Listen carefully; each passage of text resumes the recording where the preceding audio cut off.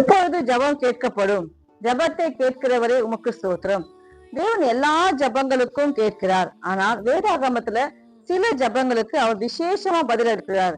மனம் திரும்பி ஜெபிக்கும் போது 2 நாளாகமும் 7ஆம் அதிகாரம் 14ஆம் வசனம் சொல்லுது, என் ஜனங்கள் தங்கள் தாழ்த்தி ஜெபம் பண்ணி என் முகத்தை தேடி தங்கள் பொல்லாத வழிகளை விட்டு திரும்பினால் அப்பொழுது பரலோகத்தில் இருக்கிற நான் கேட்டு அவர்கள் பாவத்தை மன்னித்து அவர்கள் தேசத்துக்கு சேமத்தை தருவேன்.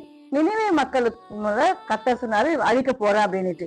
யோனா போய் சொல்லிட்டாரு. ஆனா அந்த ஜனங்கள் என்ன பண்ணாங்க? தங்களை தாழ்த்தி மனம் திரும்பி ஜெபிச்ச உடனே கர்த்தர் நினைவே மக்களுடைய எல்லா கஷ்டத்துல இருந்து கர்த்தர் விடுதலை கொடுத்தாரு.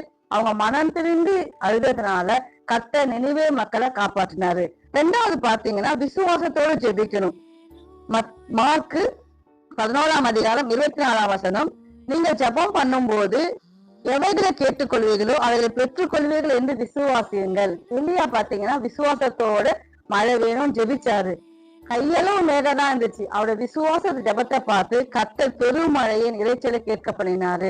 அப்போ நம்ம எப்பொழுது ஜெபிக்கணும் அப்படின்னு பாத்தீங்கன்னா மனம் திரும்பி ஜெபிக்கணும், விசுவாசத்தோடு ஜெபிக்கணும், நீதி உள்ள வாழ்க்கை ஜெபிக்கணும். யாக்கோபு 5ஆம் அதிகாரம் 16ஆம் வசனம் சொல்லுது, நீதிமான் செய்யும் ஊக்கமான வேண்டுதல் மிகவும் பயனுள்ளதா இருக்கிறது. தானியேல் ஊக்கமா ஜெபிச்சாரு. கர்த்தர் ஒரு தூதனை அனுப்பி நீ எனக்கு பிரியமானவன், ஜெபிக்கும் முன்பு கட்டளை வெளிப்பட்டது அப்படின்னு சொன்னாரு. மனம் திரும்பி ஜெபிக்கும் போது, விசுவாசமா ஜெபிக்கும் போது, தேவ சித்தத்தின்படி ஜெபிக்கும் போது, நீதியுள்ள ஜெபிக்கும் போது, விடாமுயற்சியோடு ஜெபிக்கும் போது, நன்றியோடு ஜெபிக்கும் போது, இந்த மாதிரி ஜெபிக்கும் போதெல்லாம் கர்த்தர் நம்ம ஜெபத்துக்கு நிச்சயமா பதில் கொடுப்பார். கர்த்தர் நம்ம வாழ்க்கையில ஜெயம் பெற உதவி செய்வார்.